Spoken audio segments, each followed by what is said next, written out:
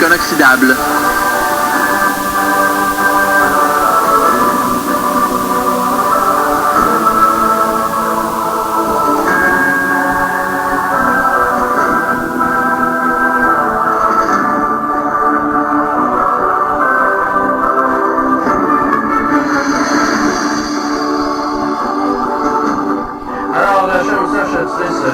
On fait part d'une dépêche qui est passée dans le journal Métro le lundi 13 novembre 2006 et le titre de l'article Souriez, vous êtes filmé. De la haute technologie pour le nouveau centre de contrôle du Société de transport de Montréal. Oui, alors on dit que on va accroître la sécurité des usagers ainsi que la rapidité d'intervention des autorités. Alors, installé dans un immeuble anonyme du centre-ville de Montréal pour en assurer la sécurité, ce centre de 300 millions, conçu pour résister au tremblement de terre et muni d'une salle de contrôle digne de la NASA, sera progressivement mis en service d'ici 2008. Un système de reconnaissance d'images créé par la société américaine Verint pourra ainsi détecter automatiquement les gestes illégaux, comme les fingers, les doigts d'honneur, et les individus qui s'aventurent dans des endroits interdits. Un individu sautant par-dessus un tourniquet ou descendant dans un tunnel, par exemple, pourra être ciblé et traqué automatiquement par le système de surveillance qui retransmettra ces images au centre de contrôle. Ah, avec là, souriez, vous êtes filmé. Alors, vérification faite concernant la société Verint. Alors, vous pouvez aller sur le site officiel de Verint, www.verint.com, et on découvre que c'est une entité qui, à Laval, siège social est à, pas le siège social, mais une filiale est à Laval, Verint System Canada Incorporé, 1800 rue Berlier à Laval, et puis ils ont un numéro de téléphone, 450-686-9000. Alors on donne les destinations, mais c'était aux États-Unis que ça se passe. Puis là, quand tu regardes aux États-Unis ce qui se passe, et que là tu te rends à leur adresse aux États-Unis, où est-ce qu'ils sont situés? À Melville, ça c'est New York. Alors, on découvre des choses assez intéressantes sur Verint, qui s'appelait autrefois Converse Infosys. OK, Verint est l'ancienne compagnie Converse Infosys. Et Verint, qu'est-ce que c'est au juste? Et qu'est-ce qu'ils sont là, chez Verint? Et là, on va au Board of Trustees, et puis on découvre M. Dan Bodner, président de Verint. Lui, c'est un bonhomme qui vient d'Israël, donc un juif. J'offre mes excuses immédiatement au Congrès juif mondial pour les choses que je vais dire. Ça sera fait, on n'a pas besoin de le faire à la fin, on s'est débarrassé de ça. Ce bonhomme-là vient de la compagnie Converse lui-même. C'est un bonhomme qui a fait ses études au Technion Israel Institute of Technology. Ça, c'est un centre qui a reçu beaucoup d'argent de Conrad Black, de Peter Monk, de Barry Gold, entre autres choses. Le numéro 2, c'est M. Igal Nissim. Alors, ça, c'est le numéro 2 de Verint. Lui aussi vient d'Israël, juif, donc il vient de Converse. Parfait. Il y a un troisième joueur qui s'appelle David Ledwell. Alors, ce bonhomme-là, ici, il vient de Texas Instruments et de Data Point Corporation, américain. Il y en a un quatrième joueur, M. Elan Moria. Il vient d'Israël, c'est un juif. Il vient de Motorola Incorporé. Et après ça, il y a un cinquième joueur, il y a M. David Parcell. Lui, il vient de chez Olivetti et il a fait un saut aussi chez Unisys. Ce monsieur-là, il n'est pas juif. Et le sixième joueur, c'est Meir Sperling. Il vient d'Israël, c'est un juif. Et lui, il vient de Tadiran Telecommunications Limited en Israël. Il fait ses études au Ben Gurion University. Alors, c'est intéressant de découvrir quand on fouille un peu plus. On va sur Over Directorate et on fouille aussi à la CEQ et l'Exchange Commission. On découvre que Verint s'appelait donc Converse Infosys au départ. Verint, c'est une compagnie qui a été enregistrée et incorporée à Israël. C'est une compagnie israélienne privée. Elle travaille très étroitement avec le gouvernement d'Israël parce qu'environ 50% de ses coûts de recherche sont remboursés par le ministère de l'Industrie et du Commerce israélien. La société Verint, anciennement Converse Infosys, elle est spécialisée dans la vente de matériel d'écoute électronique, de surveillance des télécommunications pour les forces de sécurité, les fameuses tables d'écoute dont elle a avec la compagnie canadienne GSI un quasi-monopole aux États-Unis. Ah, on voit apparaître une nouvelle compagnie, GSI. Et là, il faut fouiller. Et on découvre dans le registre du gouvernement fédéral, GSI Télécommunications. Ces gens-là sont sur 99 Michael Copeland Drive, à Canada, en Ontario. Et on a les administrateurs, M. Greg Brown, Richard Yeo, James McDonald, Tom Skinner, Mark Murray. Et l'entreprise, qu'est-ce qu'on dit? Elle travaille avec les agences de sécurité, Law Enforcement Agency, avec aussi les services secrets. OK. Le pays propriétaire, c'est le Canada. Son année d'établissement, c'est 1979. Et on a ici les produits qu'elle fabrique, les matériels électroniques, etc. Et aussi ses marchés, dans quel pays elle se retrouve, dans quelle ville elle se retrouve, toute la listing est là, quand on va fouiller. Alors, GSI et Verin, ils bossent ensemble. OK, c'est bien.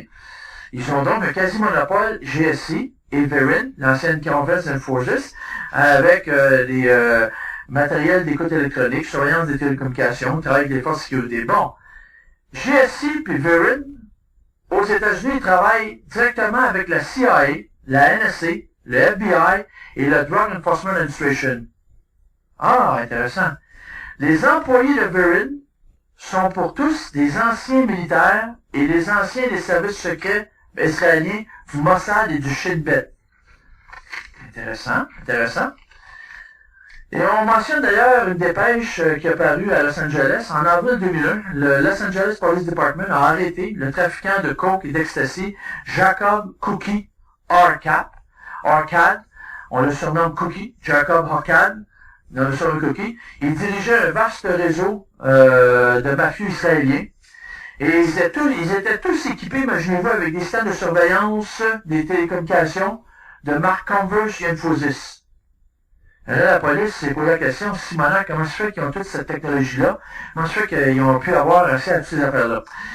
Converse et Infosys a racheté Nexentrex de France Télécom en 1998. Et Converse Infosys a racheté Odigo, une compagnie qui fait dans l'espionnage électronique en Israël en mai 2002. Et ça, c'est intéressant. Elle est aussi spécialisée, puis ça, c'est très prisé avec la guerre aux terroristes, Verin, dans les technologies de reconnaissance faciale et vocale. Intéressant. On dit qu'elle est présente dans plus de 50 pays, Verin, dont Montréal, Québec, Canada. Et mieux que ça, à la page 2 de son document, on dit qu'elle fait Mass Interception, Filtering, Analysis of Voice and Data, Verin provide National Security Agency, Military SIGINT. Vous savez ce que ça veut dire, SIGINT? Ça veut dire Signal Intelligence. Ça, c'est les codes pour la NSA, la National Security Agency. La NSA, c'est les oreilles des services d'espionnage et contre-espionnage américains, les fameux satellites en orbite géostationnaire. Et puis le NRO, National Reconnaissance Office, c'est les yeux. La NSA a été un petit peu vulgarisée dans le film Ennemi de l'État, avec Monsieur Gene Hackman, Will Smith. Et là, c'est intéressant justement de voir, c'est drôle, ils ont même venu de pogner le contrat d'installation de systèmes de surveillance vidéo en Angleterre, dans le métro. Ils sont en business avec une compagnie de télécommunications en Israël qui s'appelle Amdocs. Ça, c'est une compagnie israélienne qui travaille avec le Mossad israélien, qui est enregistré à Guernsey, un paradis fiscal, en 1982, avec 9000 salariés, presque tous des Israéliens. Ils ont fait 1,9 milliard de dollars de bénéfices en 2005, Amdoc. Ils travaillent main dans la main avec Verin. Et puis Amdoc fait à noter, en 1993, à l'arrivée de Bill Clinton, ils ont rempli le contrat d'écoute téléphonique de la Maison-Blanche. Parce que la Maison-Blanche, ils surveillent voir s'il n'y a pas des micros, des bugs, etc. Fait qu'Amdoc, le système téléphonique, là, ça a tout été refait par Amdoc, à la Maison-Blanche. Et ce qu'on a su, c'est que certaines conversations très intimes entre Monica Lewinsky et Bill Clinton auraient été, naturellement, captées par la société Amdocs. La société Amdocs aurait regardé certaines de ces communications-là, quand le gouvernement américain, avec le FBI, s'est rendu compte qu'il y avait quelques espions israéliens qui espionnaient le gouvernement américain en sol américain. Ce fut une révélation qui a fait scandale, mais là, Bill Clinton a décidé de ne pas aller plus loin que ça, parce que Amdoc a des conversations téléphoniques assez troublantes, qui pourraient un petit peu, comme on dit, éclabousser la présidence de Bill Clinton entre lui et Monica Lewinsky. Assez fascinant tout ça, assez fascinant tout ça. Saisissant, saisissant. Mais mieux que ça, Amdoc et Verint, une ancienne Converse Unisys, sont très proches d'une entité qui s'appelle The Mega Group. Qu'est-ce que le Mega Group? Le Mega Group, c'est un lobby juif, philanthropique, de multimilliardaires juifs, qui a été fondé en 1991 par Leslie Wexner et Charles Bronfman de l'Empire Seagram. On retrouve sur le conseil d'administration du Mega Group, qui est un groupe de lobby philanthropique de riches juifs multimilliardaires qui sont aux États-Unis pour essayer d'influencer la politique américaine en faveur d'Israël et au détriment des Palestiniens. On retrouve Leonard Abramson de la compagnie US Healthcare qui a été rachetée par Aetna, A-E-T-N-A. On retrouve Charles Bronfman de Seagram. On retrouve Edgar Bronfman, le frère de l'autre, le fils de Sam Bronfman qui a fait sa fortune dans le pétrole, dans le bootleg d'alcool. On retrouve Max Fisher, c'est surtout des juifs là, un multimilliardaire qui a fait fortune dans Marathon Oil. On retrouve Martin Hendyke, un ancien ambassadeur américain à Israël. On retrouve Harry Lander, ça c'est le grand fondateur de Lander's Bagel, le fameux bagel aux États-Unis, Lander's Bagel. Harvey Bud Mayeroff, c'est un multimilliardaire de l'immobilier. Charles Schusterman, le fondateur de la compagnie Samson Investment Company.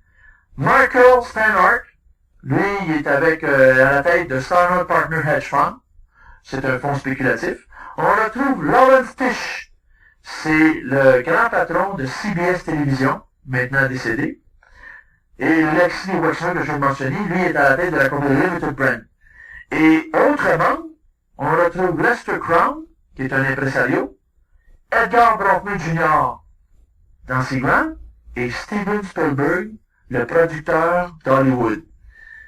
Et quand on fouille encore plus loin pour le Mega Group, M. Leonard Abramson a son petit pied à terre à Jupiter Island en Floride. Ça, c'est l'endroit cossu, c'est l'équivalent, en fin de compte, du lac Memphremagog. Tous les possédants et les puissants sont autour du lac Memphremagog.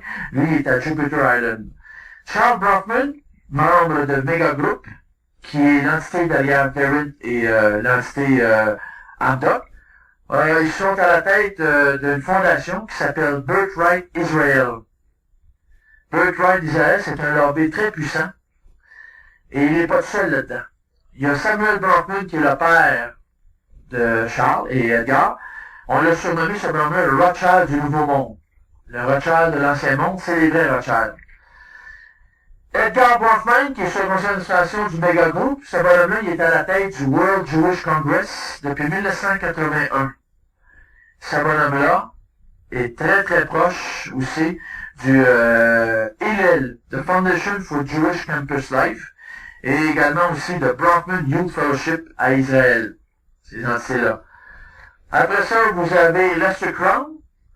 Eh bien, ce bonhomme-là, c'est le fils du financier de Chicago, Henry Crown, qui était un bonhomme proche de Al Capone et de Meyer Lansky, le génie financier de Al Capone, celui qui a fait les montages financiers de Robotige. Lester Crown, membre du Mega Group, est membre du Council on Foreign Relations. Il est membre aussi d'un think tank très puissant, le Aspen Institute. Et c'est un bonhomme qui était avec General Dynamics Corporation, une firme d'armement.